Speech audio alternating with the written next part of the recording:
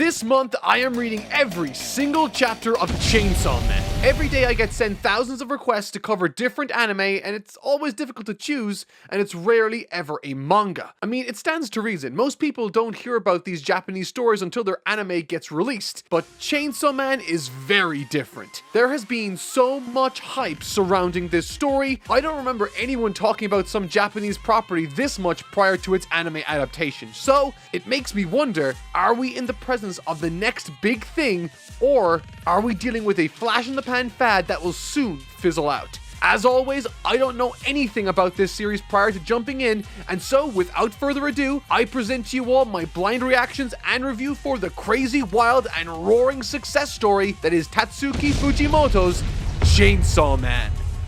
Boobs.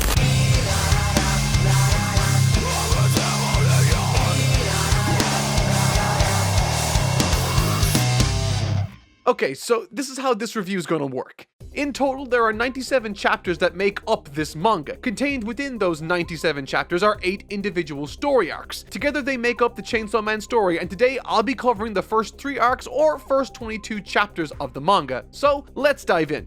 The intro arc. When I start reading a new story, I look for a few signs or indicators, as I call them, to help me identify the strengths and weaknesses of a given story. With regards to an intro chapter or arc, there's a tremendous amount of heavy lifting that intro is required to shoulder. What sort of lifting is required? Well, it largely depends on the sort of story being told. Take Attack on Titan, for example.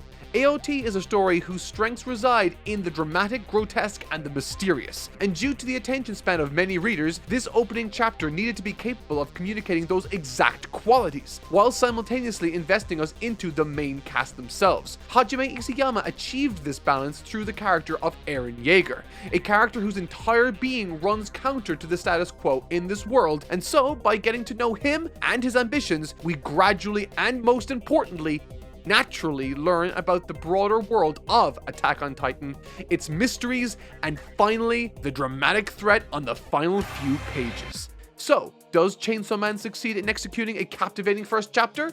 Well, let's have a look. Broadly speaking, the story of Chainsaw Man explores the life of our main character, Denji, a down-on-his-luck orphan struggling to pay off his father's debts as a freelance devil hunter. For simplicity's sake, devils are this universe's monsters, and he works in this role alongside his little canine/chainsaw devil friend, Pochita. The rules of this world are relatively simple, with the only nuance coming by way of something that's called a contract, an agreement made specifically between a devil and human, resulting in the first chapter depicting a fusion of Denji and his little devil dog Pochita, turning Denji into a fiend, a hybrid of a human and devil, before being discovered by the mysterious Makima, offering Denji a dilemma: die here as a devil by her hand, or work for her and her government-funded devil hunter agency.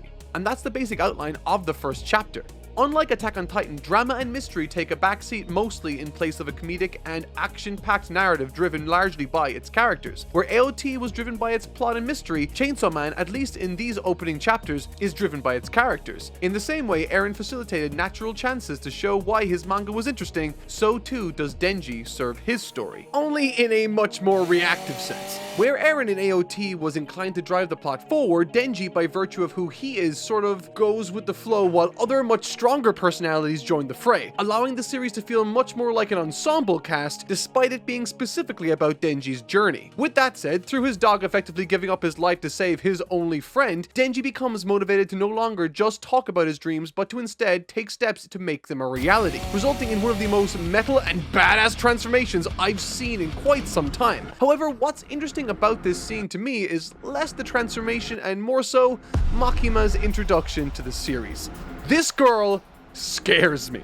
She's an oddly calm presence in what is quite literally a world filled with monsters. Introduced at the very end of the first chapter, literally melting through Denji's more assertive side all the way through to the vulnerable core of his character. She appears comforting and exactly what Denji thinks he wants. However, in reality, she's offering him an ultimatum. One that, if he chooses incorrectly, could result in his death here and now as a devil. This, coupled with the shadows enshrouding her character, the authority she speaks with, and the fearless and disarming demeanor she waltzes up to Denji with, makes for a very interesting character to say the least, the likes of which are made to make both us and indeed Denji feel smaller than and subservient to. But that's just the first chapter. The first arc, or first set of chapters, are largely centered around introducing us to the key recurring characters in the devil hunting agency Denji's joined, as well as his duties day to day. The first of these key characters that I've already touched on is Makima. She seems to be a higher up in this government-funded agency tasked to take down devils for society, and is on this weird power kick with Denji I will almost definitely touch on later. Next is Aki Hayakawa, Denji's handler, or should I say colleague. Compared to Denji and a certain other character I'll touch on in just a second, he's quite stoic with a lot more going on right beneath the surface we've not yet seen much of. He also acts as a vehicle for which Denji can reaffirm his convictions to us as an audience. His dynamic with Hayakawa acts as a convenient mechanism for the audience to learn more about this world, as Denji, unaware of the broader details of his new fiend status and this world's rules really, can ask all the necessary questions for which Aki can answer. The paneling depicting their living situation and their various interactions are hilariously handled, with page turns, reaction panels, and full-blown clean layouts serving the purpose of delivering a joke like few I've ever seen. And that's another thing. Where Dragon Ball and One Piece got a giggle out of me here and there, Chainsaw Man had me literally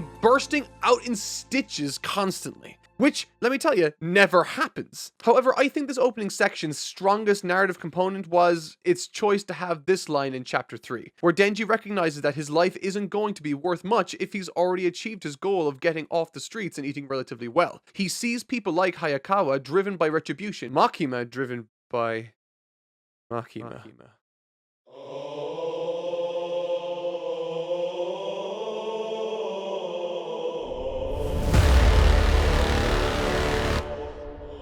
This is Denji's new goal, my friends, and this is where a new character called Power comes screaming into the story.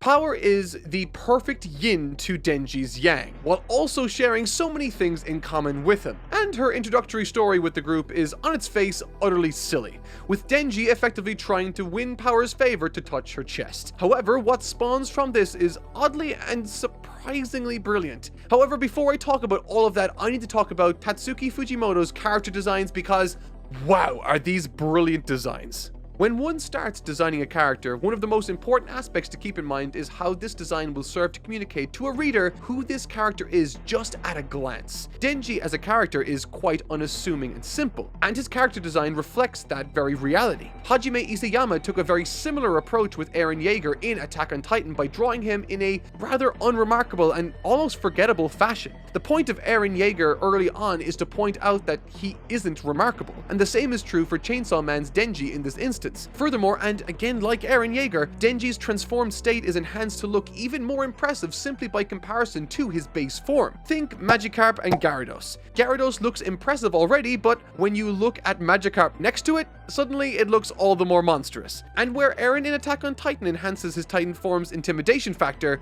one could say that Chainsaw Man utilizes and leans into this very visual trick a lot more effectively, brandishing a meek and shrinking posture, wearing a large amount of white with rounded, almost quivering shapes and lines used to convey his soft, nervous human side. Denji's physical form stands in stark contrast with the violent, jagged, and exaggerated shapes that coat this comic's pages in the blood of its enemies. In every sense of the word, this design is one built on the back of contrasts. Contrasts that communicate a distinct shift in how this character engages with the world around him. Whether it be exaggerated instances like those in which he fully transforms, or even the crooked smiles he shares when something more is on his mind. Denji looks like a regular, almost forgettable looking person in the world when nothing is driving him. However, when something does, or he's motivated in a particular direction, he starts to reveal a set of sharp and potentially dangerous teeth, perhaps implying that right beneath this unassuming facade lies the power of a true devil. But that's just Denji. Someone like Hayakawa, on the other hand, is almost the exact opposite and seems to be wound quite tight. And I think partly this is what makes his dynamic with Denji so interesting. While Denji's outward appearance is consistently messy, Hayakawa always has his hair tied up purposefully, all the while he wears a much more complete dark uniform, symbolic of his devotion to the job he has and perhaps hinting towards a darker backstory driving him forwards. And finally, let's talk about Power. The character of Power speaks to this philosophy directly. The moment we meet Power, she is over the top, loud, and swinging her fist in the air. A big personality with an appearance that communicates that very aspect of her character through her clothes and devil traits being much more obvious on her than on Denji's character design. Whether it be her disheveled hair, half tucked in shirt, jagged teeth, horns, or her eyes bearing a striking resemblance to that of a crosshairs on a gun, Power comes across as a boisterous, mischievous, and active character to team up with our less driven and thus far comparatively passive main character in Denji, creating this wonderful kinetic push and pull dynamic, which leads us nicely into the second and really the first major arc of this story, the Bat Devil arc.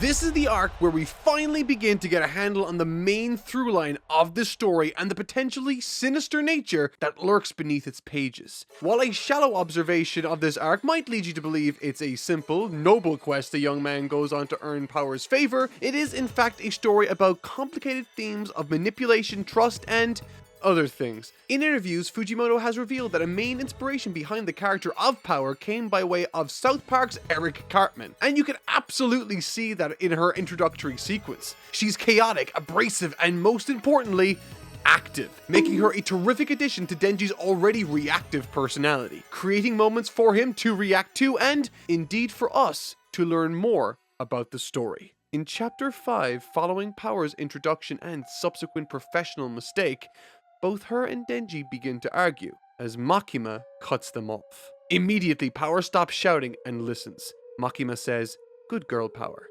I want to see big things from you." And with that very line's completion, Fujimoto brings us in for an uncomfortably intimate close-up on Makima's almost hypnotic eye as she continues, "Do you think you can show me that?" Immediately, Power responds, sweating, I'll show you." This is the only indication that something more is going on with Makima and absolutely put her on my watch list while the rest of this story unfolded. Makima is giving me mixed vibes and signals. On one hand, she seems to be held in really high regard by pretty much everyone, including Aki, who I don't have a reason not to trust yet, but on the other hand, she treats both Denji and Power like dogs. And in response to this supposed coercion, once Power learns what Denji wants, she leverages that so she can achieve her ends. Power wants her cat back from this devil holding it hostage, and Denji wants the goods. Each individual has something the other can potentially fulfill, and therein lies the motivation and dynamic for this short arc's hijinks.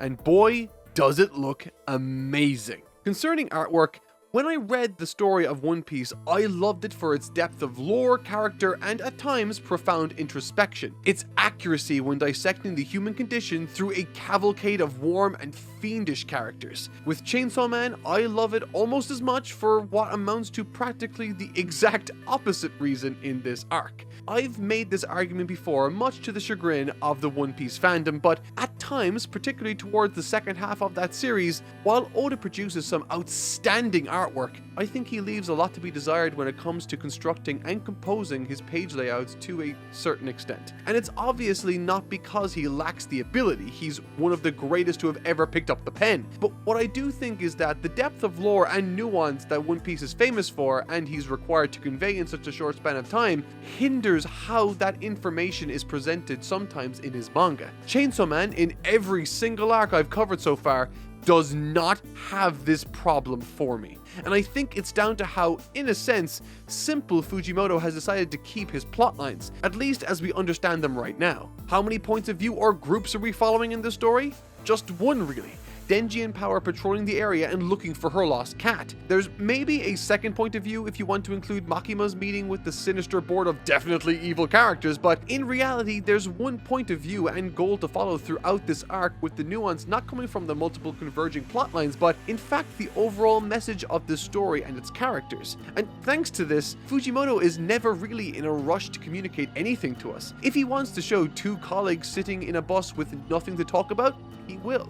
If he wants to show an awkward interaction for the sake of a joke, he will more than happily sacrifice many pages to bring that vision to life. And due to this, the result isn't something you need to study feverishly. There's rarely ever a single moment where you'll turn the page and think, wow, that sure is a lot of text. I sure hope I hold on to all of this information here. And for that, I'm honestly supremely thankful. When I see a cluttered page layout during a dramatic or comedic scene, I see a page at odds with what the narrative or that scene is trying to achieve. Layouts cannot make a bad story great, but bad layouts can absolutely make a great story irritating and lethargic. And so, Chainsaw Man, because of its approach, makes exceptional use of space expression and panel structure, which in turn enhances the humor, drama, and ultimately, the horror of this story. The fight that ensues has some brilliant action shots that look fucking awesome, helped tremendously by facilitating some great character-defining moments for Denji, where he decides to show his desire to protect people, and other moments where he chooses to be more reckless. And while the fight is great, it's the latter part of that which makes this story blossom for me, particularly when it comes to Power and Denji's relationship. This is the confrontation where Denji proves to Power that he's someone worthy of further consideration. Unlike Denji, Power is categorized by everyone, including herself, as someone very different to Denji and other humans. Countless times she points out emotional problems she sees with the way Denji and other humans express themselves. This cold way of seeing the world is chalked up to her being a fiend by others and even us until we see her internal feelings concerning her beloved cat. Having lured and ambushed Denji into this bat devil's lair to sacrifice him and rescue her cat, she herself gets double-crossed and in the process eaten. And while Denji finds new reserves of boob-inspired strength, we as an audience dive deep into who she is as a character, and we learn that while she is quite disconnected, she is capable of feeling an appreciation and fondness for something more than her own well-being. Which brings us to the reward. There are lots of comparisons made to dogs and puppies in this story with regards to those that work beneath Makima in her organization. On top of being referred to as such, they share a kennel, they are punished as a group, and are incentivized with treats. And without an ounce of hyperbole, this chapter entitled Squeeze is kind of interesting for reasons that are totally unrelated to the intimate nature of the squeezes that take place within. As I mentioned towards the beginning of this review, Denji comes from a life of virtually nothing, and as if like a stray dog picked up by Makima's animal control, he quickly tries to find a goal to latch onto, a dream to help him feel like part of the group, like part of the team, to feel like his life is worthwhile for his little dog's sacrifice. And while this initial motivation is played for laughs on a number of occasions, that by the way worked to great effect surprisingly, it's Denji's reaction to his reaching of this goal that's quite interesting. With regards to his reward from Power, he feels nothing. He feels hollow. Certainly not the triumphant victory a typical shonen protagonist would enjoy. Sitting, dejected, uncertain as to whether or not he could face reaching for another dream out of fear of it being massively disappointing yet again, Makima, out of literally nowhere, fulfills this fantasy of his, and when she does, it's everything he dreamt it would be and more. There's a lot to unpack here. Within chapter 12, there are two scenes that contrast heavily in terms of tone. And Fujimoto wants us to notice this shift in tone through the words exchanged, the expression shared, and indeed, the framing of the two scenes. In this chapter, the framing now takes the driving seat in communicating to us how we should understand and interpret this story. With the scene Denji shares with Power in the bathroom, it's framed in a much more conventional manner as the rest of the series. Bright, with a few gags and a twist at the end. Roll credits, right? Well, it would be if not for the next scene with Makima. For when she shares her scene with Denji, everything suddenly feels a lot more intimate and sinister.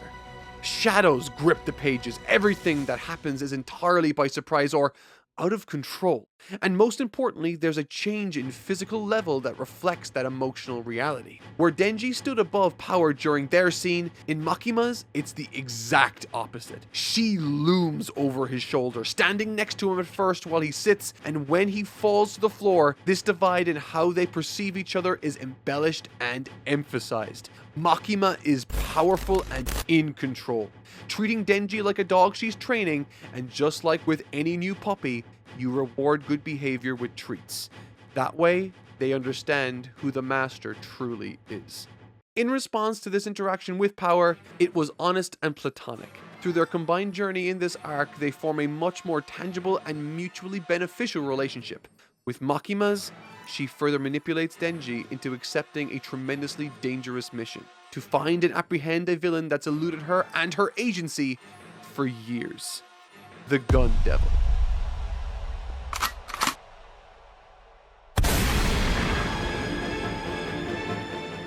Ladies and gentlemen, this is our main narrative through line.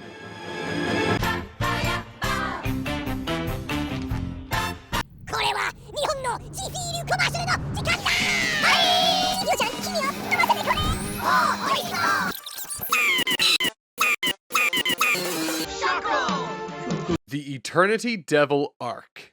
If Denji can kill the Gun Devil, then she will grant him any wish he wants. These are the parameters set on the very first page of this very arc, and through them we have our next adventure. And before I talk about the story itself, I want to talk about something I read in preparation for this review series.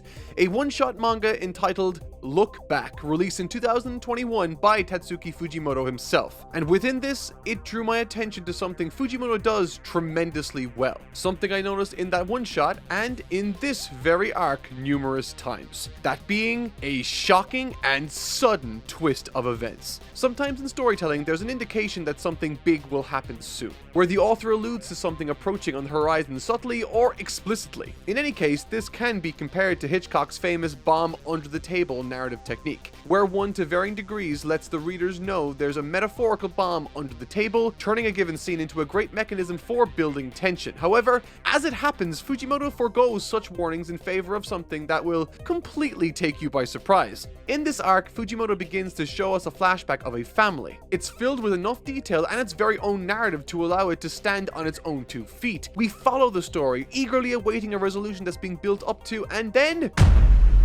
we're reminded that this was a story detailing the Gun Devil's origin, impressing onto us in a much more visceral fashion just how sudden and devastating this disaster was. And I think what I love about this technique is that it's so versatile. Fujimoto uses this very technique in Look Back to create a powerful sense of loss and emotional outburst. Right here in this arc, he uses it to impress upon us the severity of the occasion, and later in the story, he'll use it again to change the entire narrative. However, before we dive into this story properly, an interesting wrinkle this story has added to its combat and magic system is that of fear. Fear, collective or personal, seems to play a role in the strength or effectiveness of a given devil's power. This is why the Sea Cucumber Devil was very weak, and it's why the Gun Devil was so powerful. Furthermore, it perhaps indirectly tells us a bit about Makima. She wants the Gun Devil taken out, and to do so, she employs the help of the Chainsaw Devil, a devil no doubt many would be fearful of. And perhaps the more notorious his devil power becomes, the more powerful he'll end up becoming. And perhaps this explains Makima's first interaction with Denji. Perhaps she showed zero fear, embracing him, entrancing him as a powerful means of disarming the fear that feeds this devil's respective powers. But that's just a theory right now.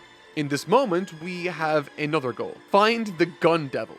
And they have a means to do so too. Following the attacks that took place, wiping out millions of people across the world on behalf of the Gun Devil, certain parts of the Gun Devil have been found in different bodies of different devils. And once enough parts are gathered, they start to be drawn to the Gun Devil itself. Simple, effective, and within that framework, there's tons of flexibility. So, how does Fujimoto proceed? By setting up a narrative technique I adore in long-running TV shows and movies: the bottle episode. In these situations, the director, or in this case author, takes the established cast and places them into a finite space for the majority or the entire duration of the story. I love this because we no longer need context clues or establishing shots. Instead, we can focus on continuous scenes filled with opportunities for interesting character retrospectives, and in the case of Chainsaw Man, gags. Following the trail of the Gun Devil, Denji, Aki, Power, and 3 new characters, Himeno, Kobenai, and Arai, following the slaughter of a single weird-looking devil in the building, find themselves trapped on the 8th floor. They can't go up or down the stairs, they can't go through the ceilings, and the windows all lead back to the 8th floor. It's like they're stuck in their own little parallel universe or wormhole dimension. I love this. This is the 3rd arc of this series, and while each arc ends with a big battle between Chainsaw Man, Denji, and insert monster here, each encounter feels so very different from each other. The first one in the introductory arc facilitates our introduction to the world and its rules. The second one with the Bat Devil served to introduce us to different characters, and this one very much shows us how the Chainsaw Devil powers work in greater detail, all the while allowing us to form much more deeper connections to the likes of Aki, whose backstory we see, Himeno, who provides the stakes for Denji in this arc with a kiss to motivate him, or Power, who provided me with more belly laughs than any other manga I've read in the past. The 3rd page from chapter 16 in particular is brilliant. The The devil they face in this arc is super fun to work with, particularly when we take into consideration that the fear that they're feeling is contributing to the dwindling amount of space that they have left in the area they reside. No food, no water, it's a dire set of circumstances that all point in one direction, fear, and one that has Aki teasing that he'll use some sword in his possession. I still have no idea what that is, by the way. As time pushes onward, the tension reaches a boiling point, with dissension rife amongst the group, until Denji steps up to the plate and chainsaws this monster to kingdom come for literally days and days on end, until it finally just gives up out of pain, drinking his blood in the process to fuel his attacks. However, I'd be lying if I said that this was the part of the arc people remember or that I have stuck in my head. Like the prior arc, the conflict wasn't the focus, but instead the rewards and resolutions. Following the demonstration, Himeno and the rest of the group go out for drinks together in celebration. Makima is supposed to attend to this get-together, and she does so, drinking a hell of a lot more than pretty much anyone else at the table. However, something happens. Himeno is drunk, she promised Denji a tongue kiss, and what Denji gets is not that. Instead, Fujimoto decides to draw one of the most legendary panels I've ever seen. Ladies and gentlemen, behold. Art is meant to make you feel something, and that something can be anger, joy, lust, or really anything. And this piece right here that you're looking at, that I'm making you look at for longer than you might be comfortable with, this made me feel something deep in my stomach. She wants to go further, however Denji recalls the promise he made to Makima, a promise that stops him from accepting Himeno's drunken proposal. The following morning, Denji is awoken by Himeno's friendly face and breakfast. They then resolve to help each other out in connecting with who they each like, and then Fujimoto cuts to the next page. Once again, making use of the very technique I touched on earlier. To say that I was absolutely surprised, shocked, and horrified would be an understatement. I have quite literally no idea now where this story will take me. By the time I finished reading this arc, I felt myself thinking, this, more so than any other story I've read in the past, feels like a brilliant and almost natural evolution on the standards set by One Piece and before that, Dragon Ball. This feels like something entirely fresh and new, and I don't really understand how best else to express that feeling. It manages to be one of the easiest mangas I've ever read, with tremendously interesting compositions and page layouts, just like Dragon Ball, all the while presenting very real and human characters I can consider the interpersonal relationships and intentions of, like One Piece. This is of course not to say that this story is remotely like any of these properties, however the strengths that make these stories stand out for me I feel were inspirations for Chainsaw Man. Tatsuki Fujimoto is the youngest mangaka I've ever covered on this channel, and in addition to that, the only creator I've ever covered that's younger than me. At 28 years of age, he comes from the generation of children that grew up with stories like One Piece and Naruto, and he says as much in interviews. And speaking of interviews, in an interview conducted in 2017, around the time he completed the story of his previous series, Fire Punch, Fujimoto was asked if he considers the reception his stories receive much from the public. And to that he said, I don't think about it that much. I think my readers have read a lot of manga and have gotten bored. Later in the interview, he goes on to say, with the internet, you can only find what you're looking for. I like horror, so I look up things about horror, but that's totally unnecessary. You have to stray from the path if you want to go anywhere. Covered clear and obvious homages to Western ideas like zombies and stories like the Texas Chainsaw Massacre, which Fujimoto tells us that he really likes a lot on the very first page of the second volume. However, despite taking inspiration from these properties and ideas, he's managed to fearlessly go against the grain and traditional story structures in many ways, and in doing so, managed to create a story that is unlike anything I've read. And now, much like when I was a kid eagerly awaiting the next episode of Dragon Ball, at 30 years old for the very first time in years, I am genuinely and excitedly thumping away at my keyboard to finish this script so I can continue reading this remarkably fresh and enjoyable series. I hope you'll join me on the rest of this adventure as I tackle more of this story each week, but until then, I've been Totally Not Mark. I can't wait to read more Chainsaw Man. I hope you enjoyed this video, and I'll see you all next time. Take care. Chainsaw, chainsaw, chainsaw.